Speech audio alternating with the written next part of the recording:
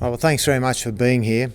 Look, I thought it worthwhile to provide a context that as I stand here, it's been just on a week since the real surge in effort began, and amazing things have been achieved by the Australian Defence Force, but the emergency services and the Australian people writ large. And I would note now that we have just under 2,000 reservists on duty.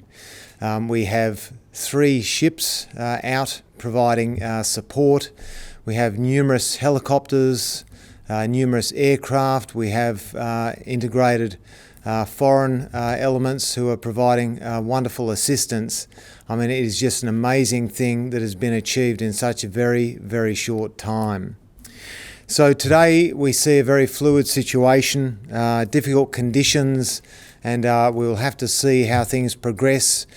Just know that everyone is doing their absolute best to mitigate the very difficult circumstances that are before us. I was at Homebush in Sydney at the RFS headquarters today and met with the New South Wales Premier, their Fire Service Commissioner and the Assistant Commissioner of Police, and the amazing work being done by the leadership and indeed the entire team in New South Wales is amazing, and there is wonderful integration with the Australian Defence Force personnel. You couldn't ask for better. In terms of Kangaroo Island, at about 5 o'clock this morning, it became apparent that the situation had significantly worsened, and so we dispatched a C-130 and a C-17 that is currently at Edinburgh, RAF Edinburgh, that is on standby, ready to assist with whatever the state leadership or the emergency services require. We are there to support. But we thought it prudent just to have additional asset in location in case.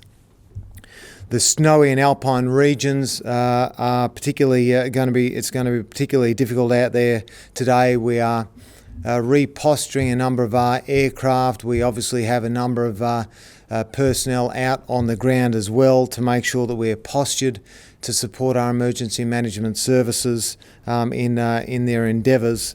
And I mentioned several days ago that we have 2 air mobile teams that are at the ready that can launch, if required, into remote areas to provide assistance. And so additionally, I guess worth noting that we are also reposturing our other assets to make sure that we can deal with the situation as it pertains to the southeast coast. So from Narooma to Bateman's Bay, we just want to make sure that we are postured, ready to support anything that is required of us.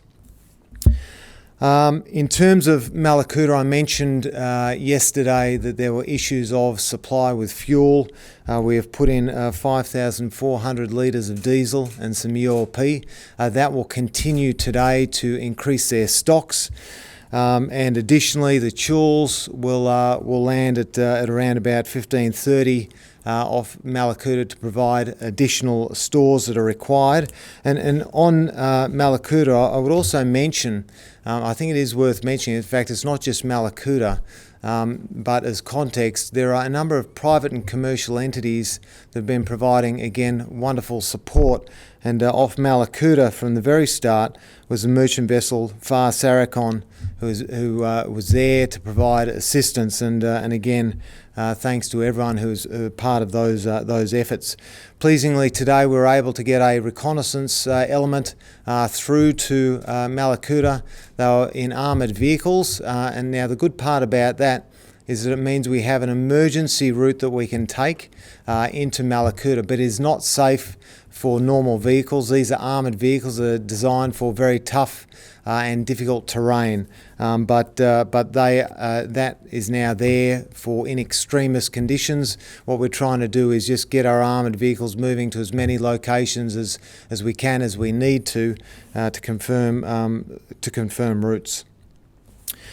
We are standing up a force of around about 100 in Tasmania and they'll be on a 48 hours notice to move, just in case any situations eventuate there. Again, ready to support our emergency services. The support communications nodes in Kalgoorlie are in location to provide communications assistance to the emergency services there. And as I said at the very start, we've just under 2,000 Army Reserves are now on the job. So that is all of my briefing. Are there any questions? Oh, just on Kangaroo Island, Mm-hmm. can you talk us through the C-130, C-17, and was it RAF at Edinburgh? At Edinburgh, yep. Are they on standby for the rest of the day? I know it's cooling Uh, down a bit there. No, absolutely. No, they're on standby for the rest of the day and for as long as we need. And additionally, we can bring in stores and supplies as required. So it's a very handy thing to have at this moment. So they'll be bringing in supplies? Is that their main? They will. So we're going to offer that up to the emergency services and the leadership. All right, great. Thank you very much.